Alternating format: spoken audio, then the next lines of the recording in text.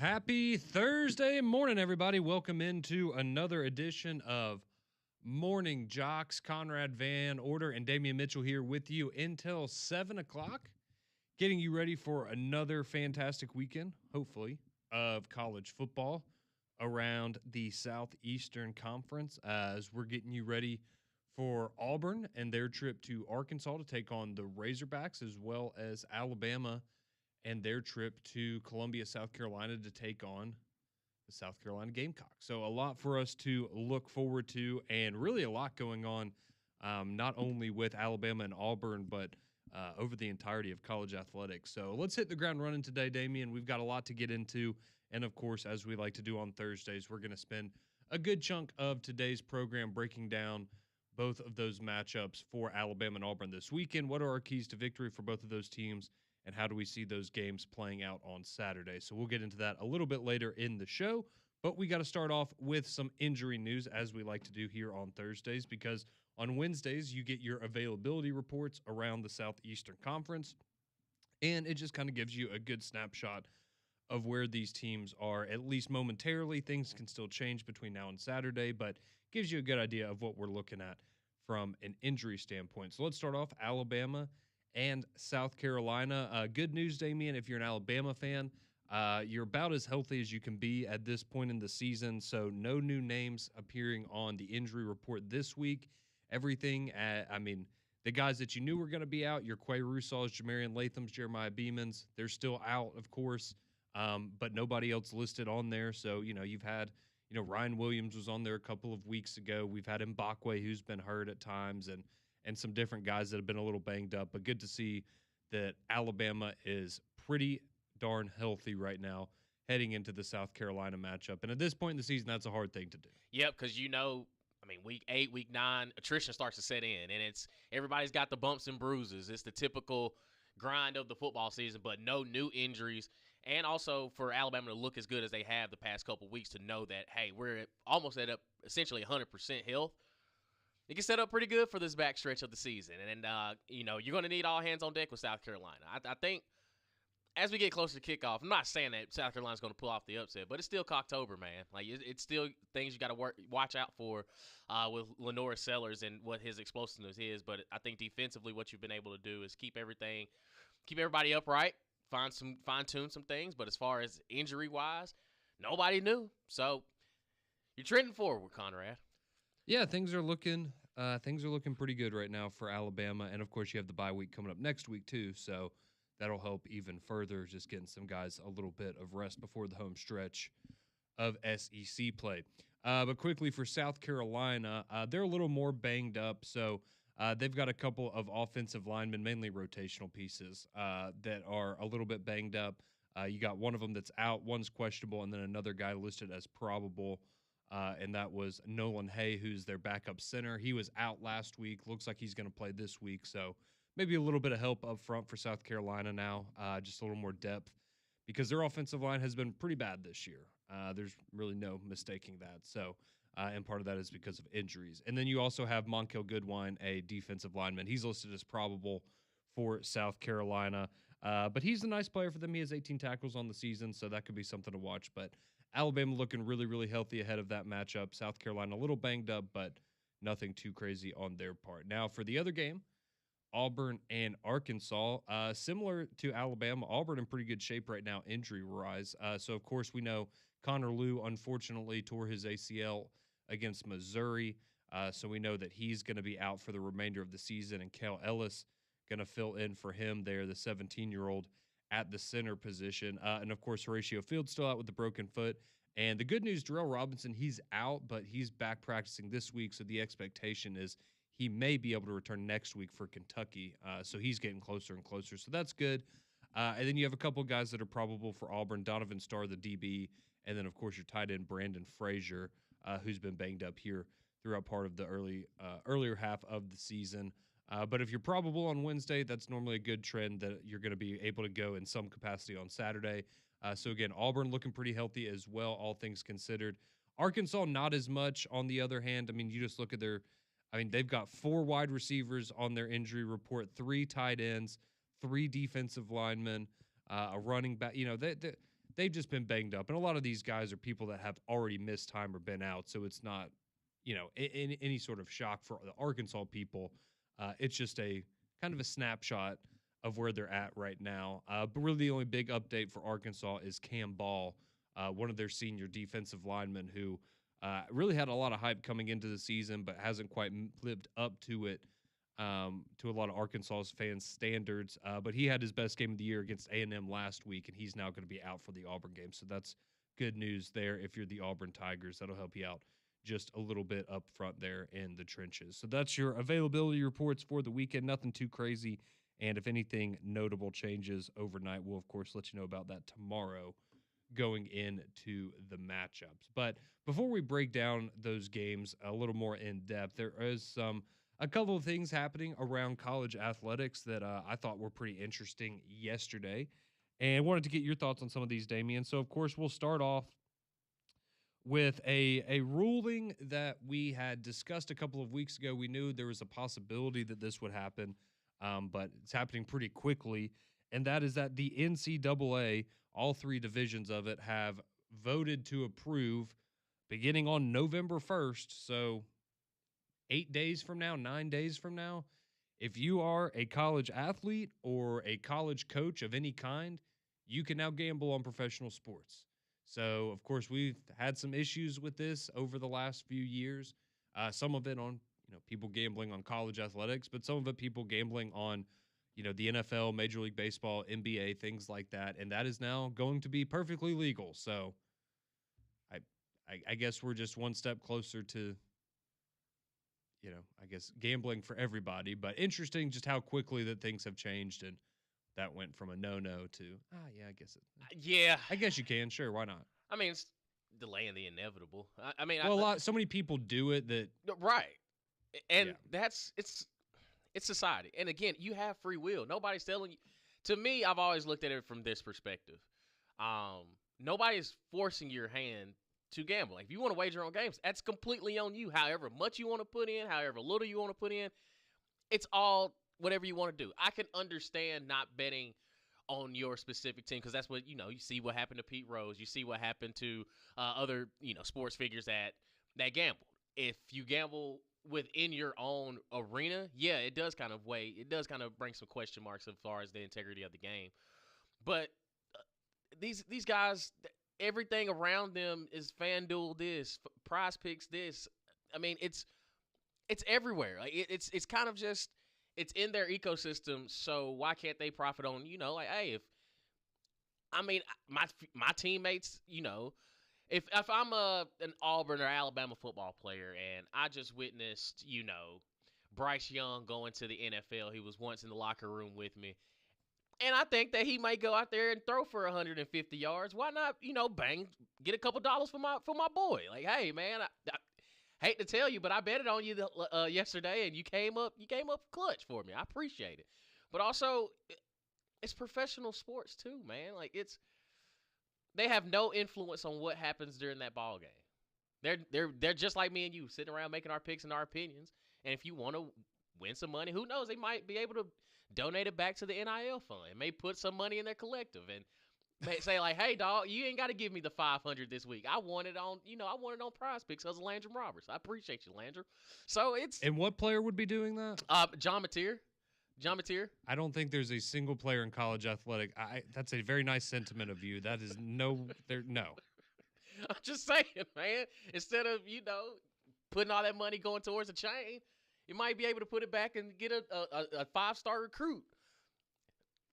Wine and dine them. Say, hey, man, you know what? Recruiting weekend is on me, buddy. I got it because of my boys at Prize Picks.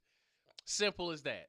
But no, I have no issue with this. And again, it's completely up to the individual whether you want to enact that right or not. Like, you have free will. If you want to put some money on it, go ahead. If not, enjoy your college football or professional football Sunday after you play on Saturday. Yeah, I mean, I don't look. Do I think you should be able to gamble on whatever level, whether it's college, professional? If you play college baseball, should you be able to gamble on college baseball? In my opinion, no. Do I care if you gamble on the NBA? No, I don't. as long as you're not operating in the arena of which you reside and you're not gambling on your own sport, things that you could potentially have I guess an impact on the outcome of, or have some sort of I guess insider knowledge of a certain player or something like that, then I really don't have a problem with it. And it's not surprising that this change happened, but it is maybe a little surprising how quickly that it did happen. So quickly though, we did have one more big piece of news yesterday in college athletics, and right here in the SEC actually. And I'm sure many of you have already seen this, but if you missed it, that would be that the San Francisco Giants yesterday, they made it official that they have hired Tennessee's Tony Vitello to be their next manager of the San Francisco Giants. He is the first coach ever in the history of baseball to go from college to major leagues and make that immediate jump without having any sort of professional coaching experience prior to that. So it's going to be very interesting to see how it works out, because obviously this could pave a pathway, if he's a success, for maybe more coaches to get that opportunity. And if it's a huge bust, then you may not see that happen ever again, or at least for a very, very long time. But certainly an exciting time if you are Tony Vitello and the San Francisco Giants, as I think we would all agree that, you know, he's a heck of a baseball coach. He's got a lot of energy to him. Does that translate to pros the same way it did to college kids? We'll have to wait and see on that. But certainly a big move up for him. So he's going to get a 3-year deal with the Giants, going to be worth about $3.5 million per year, which is a slight raise over what he was making at Tennessee. That was $3 million per year. He's also going to owe Tennessee a $3 million buyout, but I would be shocked if the Giants didn't cover that for him. But that was what his part of his deal there with the Vols. But he was there for 8 seasons on Rocky Top, went 341 and 131 overall. That's a pretty darn good record. Obviously, he won the 2024 College World Series, made 3 World Series appearances in his time there, and he also won a couple of SEC titles during his tenure there on Rocky Top. At San Francisco, they went 81 and 81 last year. Haven't had a winning season or made the playoffs since 2021. So that's clearly why they were looking for a new direction for the franchise to go in. And we will see what it looks like. So clearly, I mean, it's going to be tough. You're in a division with the Dodgers, and Padres look pretty good. Diamondbacks were in the World Series a couple of years ago. So you've got some competition out there out west. Maybe not the Rockies, but other than that, it'll maybe not the Rockies. Maybe not. But yeah, look, I think the Giants are a great organization. They've certainly had their struggles here the last few years, but yeah, I've always thought in terms of Major League Baseball franchises, they've been one of the better ones. So good for Tony Vitello. Yeah. Why? I wonder why haven't you seen many coaches go directly from college to MLB managerial status? Is it because you see it in every other sport where they can make the immediate jump and be the head man? I think it's because of the way the minor league system works. That's how True. a lot of the coaches, because it's obviously the minor league system is baseball is much different to NBA and NFL, and so you that's typically you maybe go from college to like a AA manager, and then you kind of work your way up through the system, become a bench coach, things like that. So, but hey, first time for everything. So we'll see if Tony Vitello can make the most of that opportunity. So that's everything that you needed to know from yesterday. So now let's look forward to Saturday and some of the great matchups that we're going to have coming up here in the state. So let's start off Auburn and Arkansas. How can Auburn get their first SEC victory of the season over the Hogs? We'll tell you everything you need to know next here on JOX.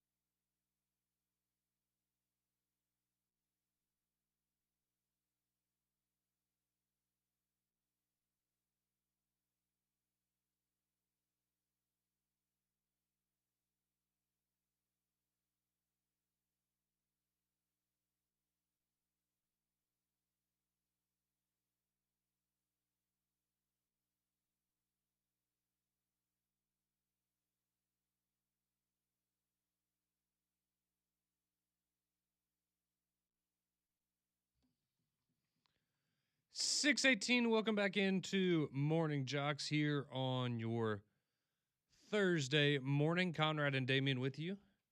Appreciate you making us a part of your morning each and every day here on JOX. So we're going to break down these matchups for you coming up this weekend, starting with Auburn and Arkansas. I do want to say this, though, because we've had a couple people have already texting this in. Why are y'all not talking about this? Yes, I read the story that came out last night. There was a story on SEC officiating, and I know what it says. And thank you for sharing it, and thank you for accusing us of being anti-Auburn because we're not reading it.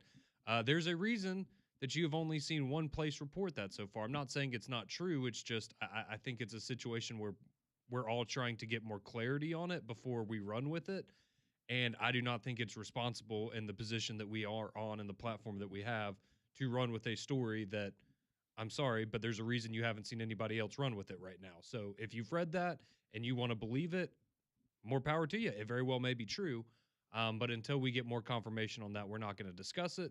And if you think that, that's us being anti-Auburn, then so be it. But I think we can all understand why maybe we're being a little cautious before we report on that. So with that being said, I apologize. I know some of you wanted to talk about it, but that's the reason that there it is.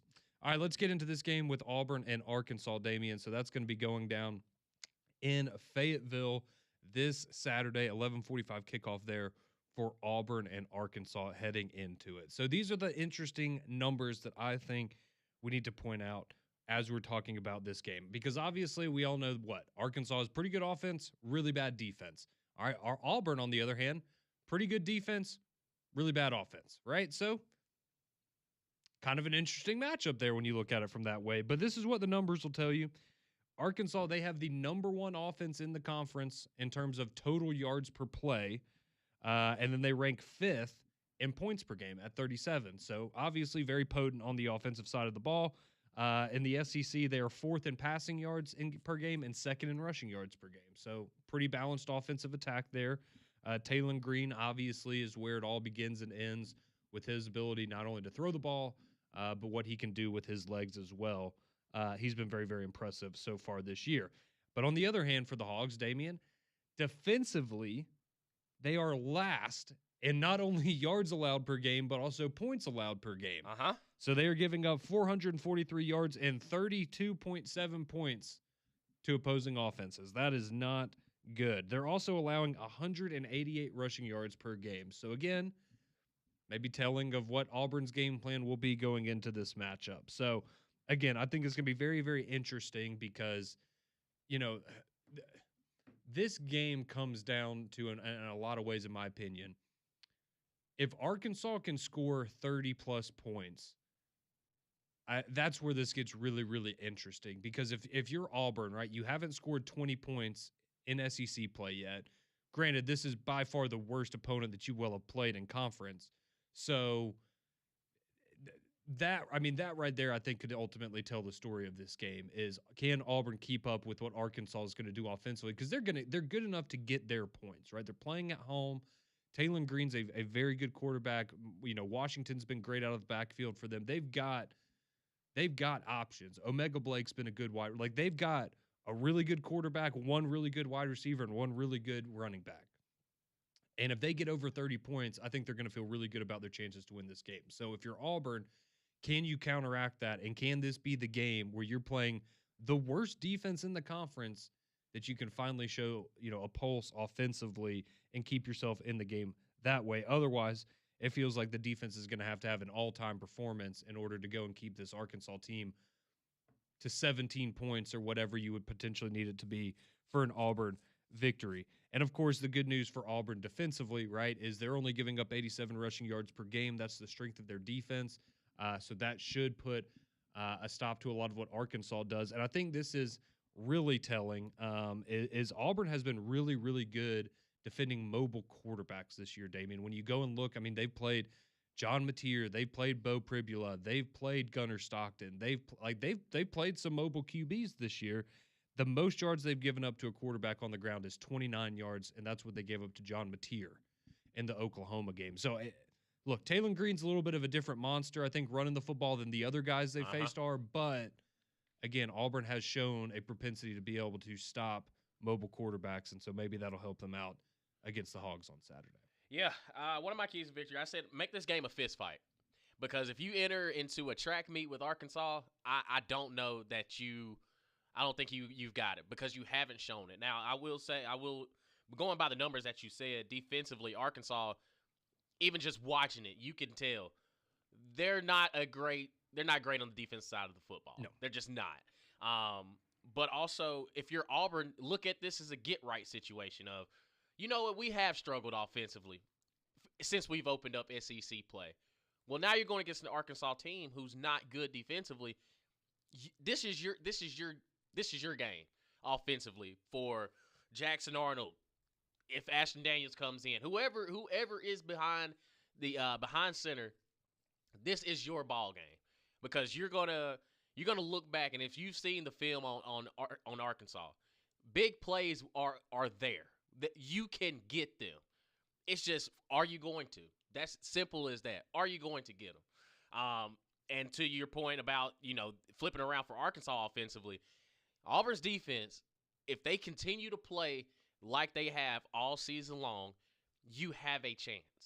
And whether that's stopping, it's crazy that you may be able to hold Arkansas to 28 points, and that would be looked at as one of the better performances. That'd be good. Yeah, that's looked at as one of the better defensive performances that Arkansas has gone against. So I think that this style in which both Auburn has played up until this point and when Arkansas is playing at this point, it's Arkansas's Bobby P's kind of coaching for the job. He's kind of doing a dress rehearsal of, if I get a second go around, this is how it's going to be. I'm only doing this with the players that I have. I didn't recruit all of these guys. I'm just working with what I got, and let's see what happens. So offensively, I think that if you can find a way to neutralize Taylor Green, and if you continue, especially on the run defense side, if you continue to play like you've been playing like that, you're going to have a chance. But your offense just has to make plays. Simple as that. But again, we've been saying this for 4 weeks now. But the recipe is there because of how bad Arkansas defense is. You have to take advantage of this opportunity that you have. You've got to.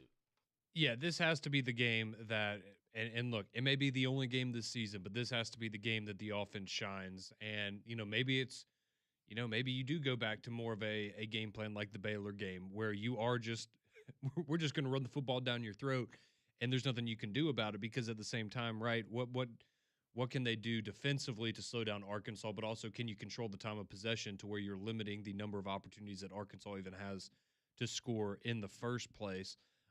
And look, I know a lot of people go, well, who's Arkansas? They haven't played a defense as good as Auburn's. And while I would agree with that, the best defense they probably played up to this point is Texas A&M last week. Texas A&M's only given up 10 yards per game more than Auburn. Like, they're pretty comparable defensively, and Arkansas just put up 42 on them. So I think that kind of shows you that I'm not saying they're going to go and do that to Auburn this weekend, but they have shown that against pretty solid defenses and some of the better teams in the conference. You go back and outside of the Notre Dame game where they just got absolutely walloped, you scored 35 against Ole Miss, 31 against Memphis, 31 against Tennessee, 42 against A&M, and then in the 2 games you've won this year, you scored over 50. Like, you have one game this year where you've been held under 30 points, and it was the Notre Dame game. So, yeah, scoring points isn't difficult. That's not their problem. It's not an issue. They don't have a problem with that. So, I've been going back and forth with this all week long. Who do you think, if you go position by position with this matchup, obviously quarterback. Yeah. Running back, I would also lean Arkansas. Yeah, I think Auburn maybe has more, well, I don't know if you'd say they have better depth now with Damari being gone. But yes, I think in terms of the RB1, I'd give the lean to Arkansas. Wide receiver. I think talent. Well, it's obviously Auburn, but it's production versus talent. Yeah, Omega Blake has better stats than Cam Coleman does, but that's because they can throw the football. And then defensively, Auburn, they mop the floor with them defensively. But I think that. But again, you're playing. I'm just being honest here. You're going on the road and you're going up against a team that has a better quarterback. Right. A lot of time, like I'm just saying, a lot of times that's what games can come down to is who has the better quarterback, and you got a little home field advantage. Okay. If if one of these teams has a 2 possession lead, say if Arkansas jumps on Auburn 10-0, 14-0, do you think Auburn is good enough to come back from that? I think they are, but they also have to have the mental toughness to be able to look at that situation and go, we're not out of this yet. And I feel like with how bad they've been offensively, that would be my biggest concern is, man, okay, so we're down by 14 points. Well, it's hard enough for us to score 14 points in an entire game, let alone in, a quarter and a half or whatever it may be. This We'll make our picks tomorrow. I know, don't man. worry. But this game is insane. We got some time. I think it's going to be very exciting to watch. I know. I'll be honest. There's gonna be a lot of points. I hope so. I really do hope so. So we'll we'll get into it more tomorrow when we make our picks, of course, and share some of our final thoughts on it. But yeah, it's going to be a very fascinating game between Auburn and Arkansas. You've got a really good defense going up against a really good offense, and then you've got a really bad offense going up against a really bad defense. And how does that kind of tug of war play out on Saturday? We'll have to wait and see. But that's some of our keys to victory, some of the key things you need to know about that matchup coming up on Saturday. And, of course, we'll deliver our picks to you tomorrow. But the other game here in the state, you've got Alabama traveling to take on South Carolina in Columbia. How can Alabama avoid a disappointing upset like we saw last season in these types of games? How can Alabama keep on their hot streak heading into the bye week? We'll break that game down for you next here on JOX.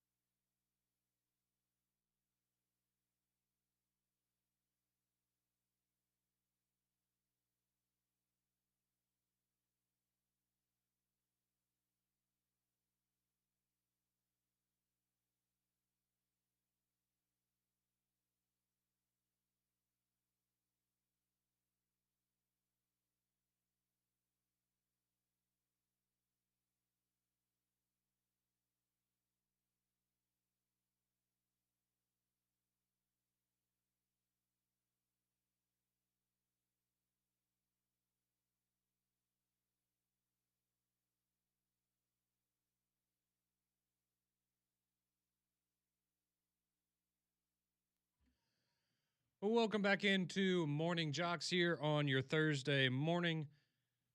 Conrad and Damien here with you, breaking down the two big matchups this weekend for our listeners, of course, that being Auburn and Arkansas, which we just discussed. And now, time to turn our attention to Alabama as they will travel on the road to take on a South Carolina team in a look, I'll be honest, a game that at the beginning of the season, coming into the year, I would have circled this as one of the most difficult games on Alabama's schedule, right? Just with it based on where it was, coming off of the stretch that Alabama's just been on, having to go on the road, South Carolina being a team that, it came down to the end of the game essentially last year, and the interception that Damani Jackson had there on the final play against South Carolina in Tuscaloosa. And now I think it's safe to say that that matchup looks a little bit different. Uh, don't get me wrong, South Carolina, they still have some nice players. They could still, if they figure some things out, they could still have a respectable season here in the SEC, but it certainly hasn't gone the way that they expected. So how do we see this one playing out over the weekend? So again, just a little bit of a dive in to South Carolina for you real quick, because I'm sure some of you, maybe the last time you saw them was that Vanderbilt game where, Lenore Sellers goes out and then Vanderbilt, kind of smoked them. And at that point, I think a lot of people, we started to write off South Carolina. But we'll see if they can kind of get things back on track. But I will say, I do think going into this game, if Lenore Sellers doesn't have he's going to have like an all-time Lenore Sellers type performance in order for South Carolina to have an opportunity to win this game. And that, again, South Carolina has been really bad offensively this year. Now, defensively, they've been respectable, but you look at just what they put up offensively, and it's really, really bad. They are the only team in the SEC to average less than 300 yards of offense per game. The only team. They are averaging 297 yards per offense. They are last in rushing yards per game at 106 yards per game. They're doing a little bit better. I think they're like 13th in passing. They're averaging about 190 passing yards per game. So a little bit better there. But you look at their offensive line. We talked about that a little bit when we were doing the availability reports. Offensive line hasn't been good. They've given up 26 sacks in seven games so far this year. So you're averaging about 4 sacks a game there. So that hasn't been good for them. And the weirdest part about this season for me and for Lenore Sellers, how many rushing yards do you think he's averaging per game, Damien? Lenore Sellers, Heisman candidate, first-round pick, all these things coming into the year, mobile quarterback. I'd say 58. He is averaging 15 rushing yards a game. I beg your pardon? 15 rushing yards per game. He usually gets that on the first play of the game. He has not had a rushing touchdown since the first game of the season against Virginia Tech. Oh, wow. Oh, this is bad. It's bad. It's bad. It has not gone the way that Lenore Sellers and South Carolina thought that this offense would go. So yeah, it's been really, really rough for them. And I think, again, if you're Alabama going into this, you have to feel good about what is Alabama's strength defensively. It seems to be their red zone defense, right? They'll let you work between the 30s, but once you get close to the red zone, the opposing 30-yard line, they really start to tighten things up and make it difficult.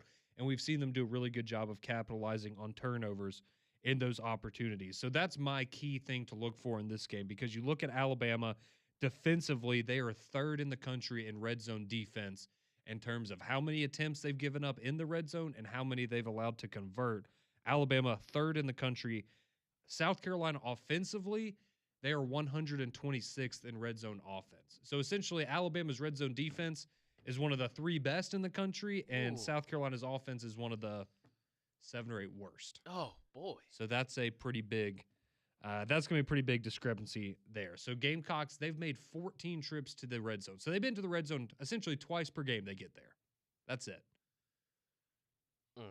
And they've converted on 10 of their 14 trips to the red zone, so either touchdowns or field goals there. So that's going to be, I think, something to certainly watch out for in that one is Alabama's red zone defense versus the South Carolina offense. And while we're at it, Alabama's offense is top 6 in red zone efficiency as well. So Alabama gets to the red zone a lot. They convert. South Carolina doesn't get to the red zone a lot and doesn't always convert. So that could end up being the story of the game. Yeah. It's not shaping up too well, especially when you look at the numbers for South Carolina. But, I mean, you got to admit, I mean, it's been a big letdown, I think, because coming into the season, I think we had question marks, but we thought that, if all else, if everything goes correctly for Lenore Sellers, he could really turn this thing around because of just how talented he was. But it's not. It hasn't been evident this year. It just hasn't. And I think that some of the pieces that you've had over the years to kind of complement Lenore Sellers are gone. Like, you don't have any true weapon outside of 16. Now, defensively, you still got Dylan Stewart. I thought Nick Harbor was going to be, the next greatest thing, part. man. He looks the part. You can't build him like that. Now, I will say, like, he's got the physical tools, but he was blessed. But it's just he's still not polished as a receiver. I mean, you saw it the first game of the season where it's a simple shallow route and he hits him dead in the hands. He looks like he's beating up the football, and then they throw it to him over the top, and it's like, okay, well, this is what we expect. But I think for Shane Beamer, man, it's got to be difficult because last year it felt like you caught the element of surprise by a lot of people. Mm-hmm. Well, now it's, okay, if we stop 16, we've got you. And Vanderbilt kind of put that to rest early on in the season. They haven't really been able to recover. But I think for Alabama, they're rolling. It's evident. Offensively, you don't know what to stop. You can't really stop anything because Ty Simpson is in a different level. Even when he's under pressure, he's still making grown man throws. Like, I've never seen somebody week to week going against the quality of competition that he has week to week and still just continuously get better. And I think the biggest thing for Alabama is not having a drop off because of who's on the other side. Like, it's not a ranked opponent that you don't want to take your foot off the gas. But I think that what Kalen DeBoer is able to really kind of mold this team into is something that, hey, yeah, Florida State happened, but what has our response been since then? And they've done nothing but get better and better and better to the point that you feel like how this game should go. It doesn't really feel as though that, South Carolina can pull out a bag of tricks. Now they can, but it still doesn't feel like it would be enough for what Alabama's been able to do, especially on the offensive side of the ball.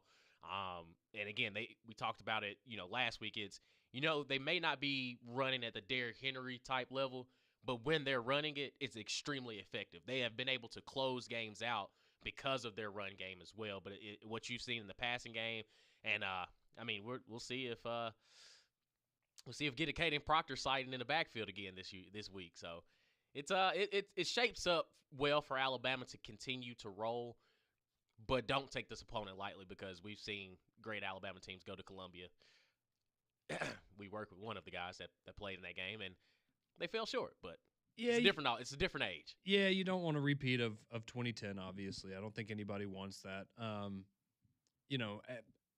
Again, it's what I said at the beginning. If Lenore Sellers, look, he is good enough, right? If he goes out there and just has an all-time performance, he's good enough to keep South Carolina in this game and make it interesting, right? Because if he does go out there and, let's say he has over 100 yards rushing and then 200 yards through the air, right? Maybe that makes things interesting. Maybe a guy like Nick Harbor, maybe that's somebody you get a busted coverage and you get a 70-yard touchdown somewhere thrown in there that kind of shifts momentum, right? If you don't bring your A game, if you're Alabama, South Carolina is good enough to cause you problems and even potentially beat you. But Alabama is the significantly better team, and if they go out there and play their game, it's going to be an easy day for the Crimson Tide. But again, you're going on the road. I think for a lot of people, again, you look back at the games last year, going on the road against Vanderbilt, going on the road against Oklahoma, and having these disappointing showings in games that you should have been able to win. And, I think, again, you get a win here, especially if you go out there and look impressive. You win by a couple scores. You're just doing more and more to change that narrative that some people probably still have about Kalen DeBoer and playing these games on the road. So big opportunity for Alabama. Of course, they'll have their bye coming up after South Carolina. So certainly want to try to get there at 7-1 and set yourself up nicely there for the home stretch of the SEC season. So those are some things we wanted to point out to you about that matchup. Of course, we will have our picks for you, both Alabama and Auburn, as well as all the other big matchups going on around the SEC tomorrow, as we do each and every Friday here on the program. But some of you want to chime in. We see you on the phone lines, as well as the courtesy GMC text lines, 205-834-9450. Your thoughts on this weekend's games. We turn the conversation over to you next here on Morning Jocks.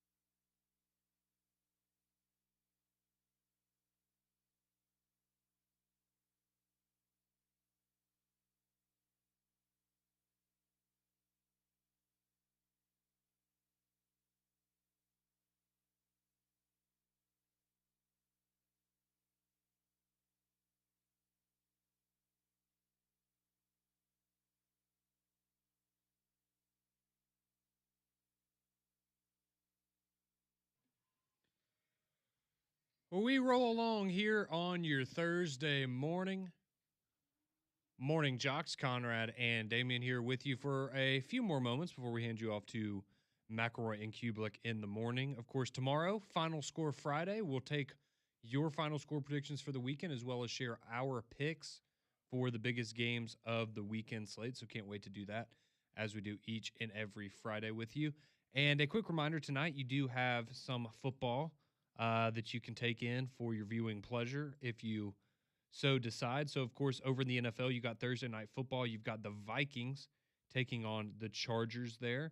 So that should be an interesting matchup as J.J. McCarthy may be coming back for the Vikings, even though maybe they want to stick with Carson Wentz. And the Chargers, who look like one of the best teams in the NFL to start out, now hitting a little bit of a slump here. So we'll see how that one plays out. But, hey, we've gotten a lot of good Thursday Night Football games this year, so hopefully this will be another one of those. And then on the college front, you've got South Alabama and Georgia State. That is going to be a Sun Belt battle tonight at 6:30 over on ESPN2. All right, let's turn the conversation over to you now here, the final few minutes of the show. Let's go to the phone lines first, where some of you have been waiting by patiently, like Scoobs, who wants to chime in on some coaching this morning. Scoobs, how we doing? Oh, we're doing well. How are you guys doing? Doing well, man. Doing well. What you got on your mind? I got a hypothetical here. So obviously this is not going to carry a lot of weight, but it was an interesting read that I read last night. And I just got your, feel, and I just want to kind of see where you guys maybe think about this. Jimbo Fisher's got, I guess it's like a $7 million payout over the next few years. It goes up to like 2031.